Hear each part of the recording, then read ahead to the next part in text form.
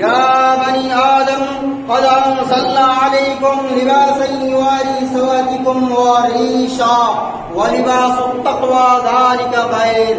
হে আদমের সন্তান, তোমাদের জন্য আমি পোশাককে অবতীর্ণ করলাম, পোশাক বানালাম। এই পোশাক কি কারণে বানালাম? আল্লাহ রাব্বুল আলামিন ওই আয়াতের কারণ বলছেন, লিবাসান ইউয়ারি সাওয়াতিকুম ওয়া রিশা, এই লিবাস পরিধান করার জন্য বানালাম, এই জন্য বানালাম যেতে তোমাদের লজ্জা স্থান ঢেকে থাকে, তোমাদের হেফাজত যেন হয়, ওয়া রিশা, আর তোমাদেরকে দেখতে যেন সৌন্দর্য লাগে, এই কারণেই তোমাদের পোশাক বানালাম। ওয়ালিবাসুত তাকওয়া যালিকা খায়র, আর তাকওয়ার যেটা পোশাক হচ্ছে সেই পোশাকটা সবচাইতে উত্তম, মানে আল্লাহকে যে ভয় করে সেই সবচাইতে উত্তম। এই আয়াতে আল্লাহ রাব্বুল আলামিন এই পোশাক কেন বানাচ্ছেন? এই আমরা পরিধান করে আছি, কেউ পাঞ্জাবি, কেউ শার্ট, কেউ টি শার্ট বা কেউ গেঞ্জি, আর কোন ধরনের পোশাক পরে আছি, এই পোশাকগুলো কি কারণে বানা হয়েছে? আল্লাহ রাব্বুল আলামিন বলছেন, প্রথম নম্বর হলো যে মানুষের শরীরের মধ্যে এমন কিছু অঙ্গ প্রত্যঙ্গ আছে যেগুলো জিনিস মানুষ অন্য কেউ দেখে নিয়ে শরম মনে করে, লজ্জা মনে করে, ওই লজ্জা স্থানগুলোকে ঢাকার জন্য বানা হয়েছে। দ্বিতীয় নম্বর, এই পোশাক পরিধান করে যেন মানুষকে সৌন্দর্য লাগে, ভালো লাগে, দেখতে স্মার্ট লাগে। দেখুন, আপনি কোন এক মানুষ যদি পোশাক পরিধান না করা থাকে, উলঙ্গ হয়ে থাকে, তাকে দেখতে অতটা সৌন্দর্য লাগে না। তার উল্টো যে কোনো মানুষ একটু ভালোভাবে পোশাক পরিধান করে থাকে, তাকে দেখতে সৌন্দর্য লাগে। তাই সৌন্দর্যের জন্য এই পোশাক বানানো হয়েছে। 3 নম্বর, এই পোশাক এই জন্য আল্লাহ রাব্বুল আলামিন বানালেন যে পোশাক পরিধান করে পোশাকে তোমাদেরকে গরম থেকে বাঁচাবে, আবার ঠান্ডা থেকেও বাঁচাবে। কি ধরনের কথা? এই পোশাক এমন জিনিস যে পোশাকেই তোমাকে গরম থেকেও বাঁচাবে আর ঠান্ডা থেকেও বাঁচাবে। তাই দুইটি পোশাকের কথা বলে যাচ্ছি। যখন বেশি গরম হবে, মানুষ সাদা কাপড় যেন পরে। এই সাদা এমন একটি কাপড় যা গরম থেকে বাঁচায় মানুষকে। সাদা এমন একটি কাপড় যে সূর্যের আলোকে মানুষের গায়ের মধ্যে লাগতে দেয় না। সাদা কাপড়ে পড়তে গেলে তার সেখান থেকে ফিরে চলে যেতে হয় সূর্যের আলোকে। ওই মতো যখন ঠান্ডার দিন আসবে, কালো কাপড় বেশি পরিধান করবেন। এগুলো পরিধান করতে পারা যায় বিভিন্ন ধরনের রঙ, তবে কালো কাপড় ঠান্ডা থেকে বাঁচায় মানুষকে। আর একটি বলা হয়েছে যে মানুষের ফিতরতি কিছু শরম, লজ্জা, হায়া রয়েছে, যে কিছু একটু বড় হতে গেলে মানুষকে পোশাক পরিধান করতে তাকে নিজে বাধ্য হয়ে যায়। ন্যাংটা হয়ে থাকবো, উলঙ্গ হয়ে থাকবো, লজ্জা লাগে, শরম লাগে। তাই লজ্জা শরমের হেফাজতের কারণে এই পোশাকটি বানানো হয়েছে। পোশাক পরিধান করার অনেকগুলো কথা রয়েছে, কি ধরনের পোশাক পরিধান করবেন বা কি ধরনের করবেন না। তবে সেখানে বলতে গিয়ে আল্লাহ রাসূল সাল্লাল্লাহু আলাইহি ওয়াসাল্লামের একটা হাদিস বর্ণনা করে যাচ্ছি যে 1 নম্বর, এই কাপড়গুলি পরিধান করা যাবে না, নিষেধ। অনেকগুলো রঙের, বিভিন্ন ধরনের রঙের কাপড় রয়েছে। সেই কাপড়ের মধ্যে এমন কাপড় যে কাপড়গুলো অন্য অন্য ধর্মের লোকের সঙ্গে ম্যাচ করে, যে পোশাক তাদের পোশাকের সঙ্গে ম্যাচ করে, রং তাদের সঙ্গে ম্যাচ করে, ওই মতো পোশাক পরা যাবে না। তার মধ্যে আল্লাহ রাসূল সাল্লাল্লাহু আলাইহি ওয়াসাল্লাম উল্লেখ করতে গিয়ে একটা ধরনের কাপড়ের কথা বলেছেন যে عن عبد الله بن عمرو رضي الله عنهما قال رأى النبي صلى الله عليه وسلم علي ثوبين معصفرين। আল্লাহ রাসূল সাল্লাল্লাহু আলাইহি ওয়াসাল্লামের কাছে আমি এক ধরনের কাপড় পরিধান করে গেলাম। ওই কাপড় দেখে আল্লাহ রাসূল সাল্লাল্লাহু আলাইহি ওয়াসাল্লাম এমন ভাবে রেগে গেলেন, কঠোর ভাবে রেগে গেলেন, আর কঠোর ভাবে রেগে যে আমাকে বলতে লাগলেন, কি ধরনের কথা কি ধরনের আমি পোশাক পরেছিলাম? মুআসফারাইনি, জাফরানি রঙের। জাফরানি রং কি রং বলছি, হাদিসটা শেষ হয়ে যাক। এই জাফরানি রঙের আমি পোশাক পরিধান করে রাসূল এমন ভাবে রেগে গেলেন, রেগে যায় যেরকম মানুষ অন্য একটা উল্টা পাল্টা কথা বলে দেয়, আল্লাহ রাসূল তো কোনোদিন গালি দিতেন না, তবে একটু উল্টা কথা বলে গিয়ে বললেন, উম্মুকা আমারাতকা বিহাদা, তোমার মা কি আদেশ দিয়েছে এমতো কাপড় পরার? তোমাকে কে আদেশ দিল? তুমি কেন এমতো এই রঙের কালারের কাপড় পরিধান করলে? তোমাকে কে আদেশ দিল? কে হুকুম দিল? তোমার মা কি আদেশ দিয়েছে? এই ধরনের কথা আল্লাহ রাসূল রেগে গিয়ে বললেন। আমি বললাম, হে আল্লাহ রাসূল সাল্লাল্লাহু আলাইহি ওয়াসাল্লাম, আগসিলহুমা, কি আমি এই কাপড়টা কি ধুয়ে নেব না? ধুয়ে কি পরিধান করব? আল্লাহ রাসূল বলেন, না না, কখনো না। ওয়াল্লাহিকুহা, তুমি এই কাপড়কে ধুয়ে পরতে পাবে না, বরং তুমি এই কাপড়কে জ্বালিয়ে দাও আগুনে। আব্দুল্লাহ ইবনে আমর বলেন, সেই কাপড়কে আমি জ্বালিয়ে দিলাম। জাফরানি রঙের কাপড়, জাফরানি রং আমরা চিনি, সবাই মানুষ আমরা চিনতে পারবো। যখন বোলবমের সময় আসে, বোলবমের সময় যখন ওই হলুদ বা হলুদ থেকে একটু বেশি টুকটুকে কালারের রঙের কাপড় যে বোলবমওয়ালা পরে থাকে, ওই ধরনের কাপড় পরা নিষেধ। কোন মানুষ যেন এই বোলবমের মতো কাপড়, রঙের মতো কাপড় যেন পরিধান না করে। আরো বলে দেই, যখন হলদির দোকানে যাব, অনেক ধরনের হলদি দেখতে পাবো। কোন হলদি একটু দেখবেন বেশি লাল কিভাবে থাকবে, ওই লাল কিভাবে যেরকম হলদি থাকে, ওই ধরনের রঙকে বলা হয় জাফরানি রং। এই ধরনের রং পরা নিষেধ, পরা যাবে না। আল্লাহ রাসূল সাল্লাল্লাহু আলাইহি ওয়াসাল্লাম পোশাকের কথা বলতে গিয়ে বললেন যে কোন পুরুষ যেন অন্য এক পুরুষের শরমগাহের দিকে, লজ্জা স্থানের দিকে যেন না দেখে, ওই মতো কোন মহিলা আর এক অন্য মহিলার লজ্জা স্থানের দিকে যেন না দেখে। যখনই সাবালক হয়ে যাবে, অন্য মহিলা আর এক অন্য মহিলার লজ্জা স্থানের দিকে যেন না দেখে। এমন কঠোর ভাবে বলতে গিয়ে বললেন, এক সাবক মহিলা আর এক মহিলার সঙ্গে এক বিছানে যেন, এক কম্বলের নিচে বা এক চাদরের নিচে যেন না শুয়ে যায়। এক বিছানে যদি শুইতে হয়, তাহলে দুইটা আলাদা আলাদা যেন চাদর গায়ে দেওয়ার সময় আলাদা আলাদা যেন হয়। ওই মতো ওই পুরুষও যেন দুইটা পুরুষ, সাবালক পুরুষ এক বিছানায় না শুয়ে যায়। আরো বললেন আল্লাহ রাসূল সাল্লাল্লাহু আলাইহি ওয়াসাল্লাম, যখন মহিলারা বাড়ি থেকে বের হবে, বের হওয়ার সময় মাথা থেকে নিয়ে পা অবধি, বরং পায়ের তালু অবধি, তাইলা অবধি তাকে ঢেকে নিয়ে, সমস্ত কিছু ঢেকে নিয়ে বাড়ি থেকে বের হতে হবে। কয়টা মহিলা বের হয়? মাথা থেকে নিয়ে পায়ের তালু অবধি কোন কিছুই দেখা যাবে না, সম্পূর্ণ ঢেকে নিয়ে মহিলাকে বাড়ি থেকে বের হতে হবে।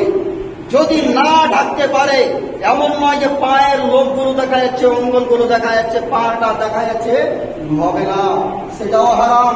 পায়ের তাইলা অবধি যেন না দেখা যায়, সেই মতো করে তাকে চলতে হবে, হাঁটতে হবে। কয়টা মহিলা চলে? আজকে বিশেষভাবে মহিলাদের জন্য আজকে খুতবাটা। আল্লাহ রাসূল সাল্লাল্লাহু আলাইহি ওয়াসাল্লাম এই পর্দার কথা বলতে গিয়ে বললেন, আল মারআতু আওরাতুন, যে মহিলারা সারা শরীর, বডির দিক থেকে সম্পূর্ণই পর্দা, কিছুই তাদের দেখা যাবে না, সম্পূর্ণই পর্দা। যখন এই মহিলা বাড়ি থেকে বের হয়ে যায়, শয়তান তার পিছে লেগে যায়, আর পিছে লেগে গিয়ে এই পুরুষের দিকে তাকে এমন ভাবে সৌন্দর্য করে দেখায় যে মহিলায় পুরুষেরা তার ফান্দে পড়ে যায়। যখনই মহিলা বাড়ি থেকে বের হবে, যখন ঢেকে না বের, মুখ ঢেকে না বের হবে, এই শয়তান তার পিছনে লেগে গিয়ে পুরুষকে ফাঁসাবে। আরো কঠোর ভাবে আল্লাহ রাসূল সাল্লাল্লাহু আলাইহি ওয়াসাল্লাম মুসলিম শরীফের হাদিসে বললেন, মা তারাকতু বা'দি ফিতনাতান আদারু হিয়া আদারু আলা রিজালি মিনান নিসা, আমার পর, আমি চলে যাওয়ার পর সব চাইতে বড় ফিতনা, সব চাইতে বড় দুশমন আমি এই ছেলেদের জন্য, পুরুষদের জন্য যেটা রেখে যাচ্ছি, সেটা হলো মহিলা। পুরুষদের জন্য পৃথিবীর মধ্যে মহিলার চাইতে দুশ্মন কোনো বড় নাই। সব চাইতে বড় দুশ্মন হলো এই মহিলা, সব চাইতে বড় ফিতনা হলো এই মহিলা। আল্লাহ রাসূল নিজে হাদিস বলেছেন। কারণ এই মহিলা যখনই উলঙ্গ হয়ে, উলঙ্গর মানে নয় যে আমি কিছু কাপড় পরে রয়েছি, মুখ দেখা যাচ্ছে, হাত দেখা যাচ্ছে, পা দেখা যাচ্ছে, মানে আমি কাপড় পরে আছি, এটার মানে উলঙ্গ। যখন মুখ না ঢেকে বের হয়, মহিলার কাছে শয়তান তার পিছনে লেগে এমন সৌন্দর্য ভাবে তাকে দেখানো হয় যে ওই পুরুষের জন্য ফিতনা বনে যায়, ওই পুরুষ তার ফান্দে পড়ে যায়। এই হাদিসে বলা হলো আল মারাতু আওরাতুন, মহিলা সম্পূর্ণ পর্দা, তার যে কণ্ঠটা রয়েছে, আওয়াজটা রয়েছে, সেটাও পর্দা। তাই যে মহিলাগুলো, যে বেহায়া বেলজ্জা মহিলাগুলো সারা দিনে যতগুলো কাপড়ের ঠেলা আছে, গাড়ি আছে, আর ফেরিওয়ালা আছে, আর বিভিন্ন ধরনের বর্তনওয়ালা আছে, তাদের সঙ্গে যে কথা আলোচনা করি, গল্প করি, এটা কি হালাল? তোমার কি সেটা বাপ হলো? তার সঙ্গে এভাবে কথা বলার কে আদেশ দিয়েছে? তোমার কণ্ঠও সে শুনতে পাবে না। আর অনেক মহিলা পাড়াপড়শি, সব পাড়াপড়শির মধ্যে দালাল থাকে, তার কিনার প্রয়োজন থাকুক বা নাই থাকুক, কেউ ফেরিওয়ালার কাছে গেলে সে যে হাজির হবে। আরো কেউ ডেকে নিয়ে আসে, আর তুই দাম করতে ভালো জানিস, তাই তো দাম করতে খুব ভালো জানে ওই মহিলা, তোমার এটা নাম নয়, তুমি কুলঙ্গ, তুমি বেহায়া মহিলা, ওই জন্য তোমাকে ডেকে নিয়ে এসেছে যে পুরুষের সঙ্গে তুমি কথা বলতে খুব পারো। বাড়িতে তোমার ভাতার থাকে, পুরুষ থাকে, তার সঙ্গে একটা তো হাসি মুখে কথা বলতে তুমি জীবনে পারলে না, সারা জীবন একটা হাসি মুখে কথা বললে না। আর ফেরিওয়ালা দেখো, কাপড়ওয়ালা দেখো, তার সঙ্গে কত সুন্দর আলোচনা, কত সুন্দর হেসে মুখে হাসি মুখে কথা। তোমার যদি বাবা হয় তাহলে তো ওই মতো কথা বলতে পাবে, না হলে তুমি তার সঙ্গে এই ধরনের কথা বলতে পারবে না। পুরুষদের জন্য আল্লাহ রাসূল সাল্লাল্লাহু আলাইহি ওয়াসাল্লাম পোশাকের বিধানে বললেন রেশমের কাপড় পরিধান করতে পাবে না পুরুষেরা, তার জন্য হারাম। রেশম, রেশম কাকে বলে? সাধারণভাবে আমরা সিল্কের কাপড় বলি, সিল্কের কাপড়। এই সিল্কের কাপড় পুরুষদের জন্য হারাম। আরো আপনাকে চিনাই এই কাপড়টা, দেখবেন সময় সময় হাওয়াই লাড়ুওয়ালা আছে, এই হাওয়াই লাড়ু যেরকম মাটির জালের মতন থাকে, ওই মতো ওই ধরনের ওই কাপড়টা একবারে চকচকা থাকবে, আর ওই ধরনের জালের মতন কাপড়টা থাকবে, একবারে পিচ্ছল হয়ে থাকবে যে কাপড়টা। ঠান্ডা দিনে যে বেশিরভাগ এই কাপড়টা পরা হয়, তাহলে পুরুষদের জন্য হারাম, মহিলারা পরতে পারে। মহিলাদের জন্য রেশমের কাপড় পরিতে পারে, পুরুষেরা পরতে পারবে না। ওই মতো পুরুষেরা, অনেক পুরুষ গলায় হার দিয়ে থাকি, হাতে বালা দিয়ে থাকি, এগুলো কাপুরুষের পহচান, কাপুরুষের পরিচয়। তুমি হিজড়া, তার জন্য তুমি গলায় হার দিয়ে রয়েছো, হাতে বালি দিয়ে রয়েছো, না হলে তুমি এই মতো করতে না। কারণ আল্লাহ রাব্বুল আলামিন তোমাকে সর্বশ্রেষ্ঠ করে বানাচ্ছে, আর যে সবচাইতে উত্তম পুরুষ জাত, তাকে কি কারণে হারের প্রয়োজন পড়লো? মহিলারা পুরুষ থেকে অত্যন্ত খারাপ, তাদেরকে সৌন্দর্য দেখার জন্য তাদেরকে আদেশ দেওয়া হয়েছে যে হার করো, চুরি করো, বালা করো, যাতে পুরুষদের কাছে দেখতে সৌন্দর্য লাগে। তুমি কি মহিলা?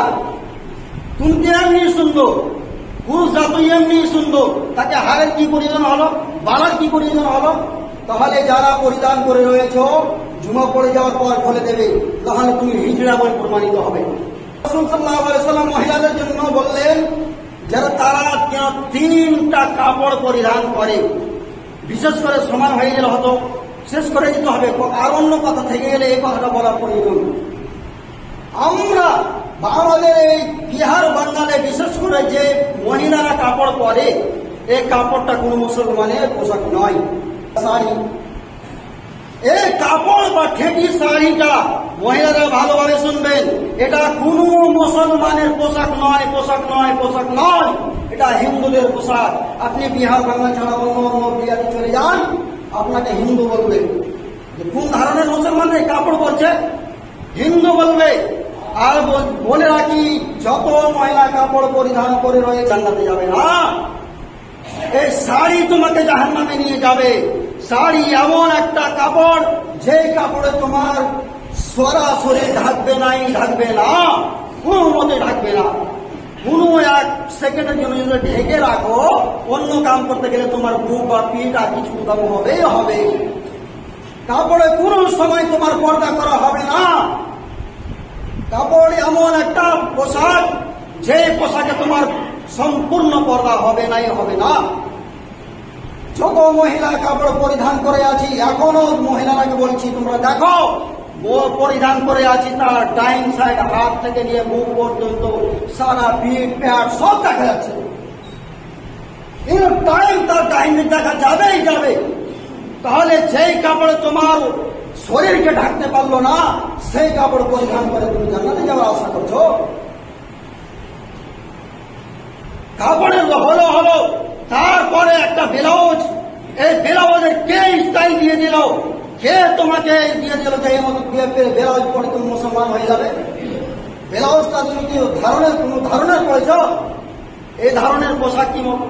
আচ্ছা বলুন তো দেখি, কোন একটা পুরুষ যদি আজকে জুমা পড়ার পর থেকে হাফ একটা গেঞ্জি, ছোট গেঞ্জি লাভের ওপর থেকে যদি হয়, কোন পুরুষ পরে নিয়ে গ্রাম নিয়ে হাঁটতে পারবে?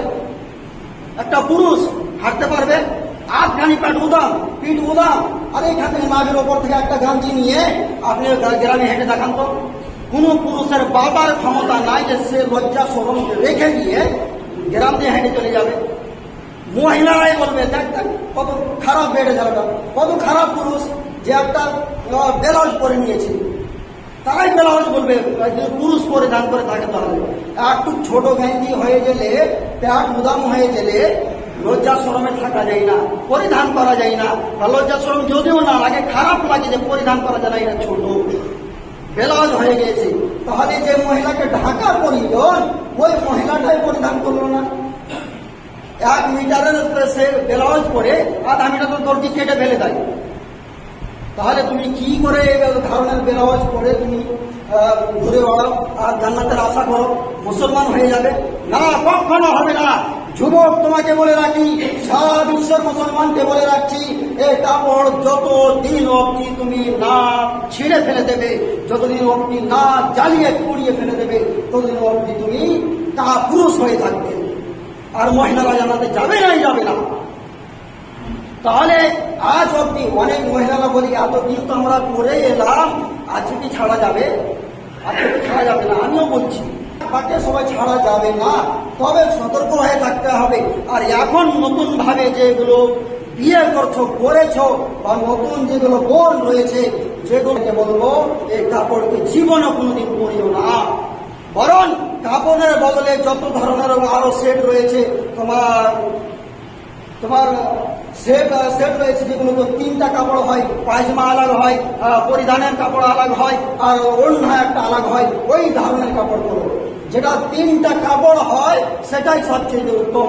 সারারা পড়ো, গারারা পড়ো, বা ম্যাক্সি পড়ো, বা আর কোনো ধরনের নাইটি রয়েছে, বিভিন্ন ধরনের আরো অনেক জিনিস রয়েছে। এইগুলো জিনিস পরে ইমান বাঁচা যায়, বরং কাপড় পরে বাঁচা যায় না।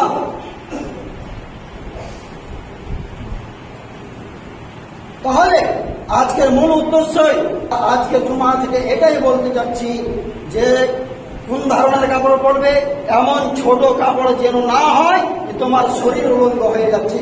আর একটা কথা, যে একটা মহিলা বিয়ের আগে খুব সুন্দরভাবে সেট করে থাকে, তার কেউ একটু অঙ্গ দেখতে পায় না, পিঠ প্যাট দেখতে পায় না।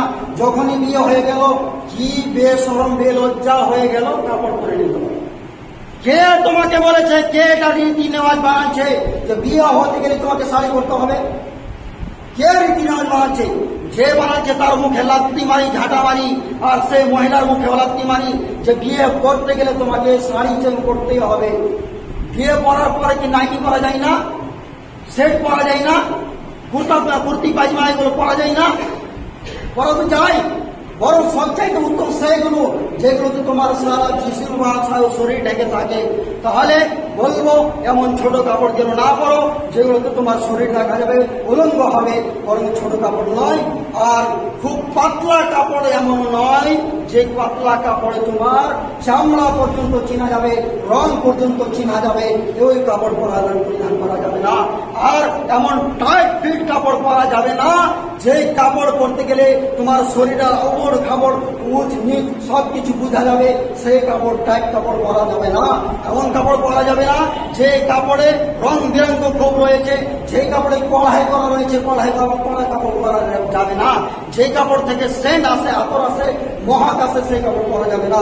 আল্লাহ রাব্বুল আলামিনের কাছে অবশ্যই দোয়া করি যে আল্লাহ রাব্বুল আলামিন আমাদের সকল মুসলমানকে, বিশেষ করে আমাদের এই শের সমাজী বা ভাটিয়া মহিলাদেরকে, মা বোনদেরকে সুবিধা যে কাপড়কে যেন বাড়ি থেকে তাড়িয়ে দিতে পারে, জানিয়ে দিতে পারে, আর যেগুলোতে পর্দা হাসিল হয় সেগুলো কাপড় পরিধান করার তৌফিক দান করুন।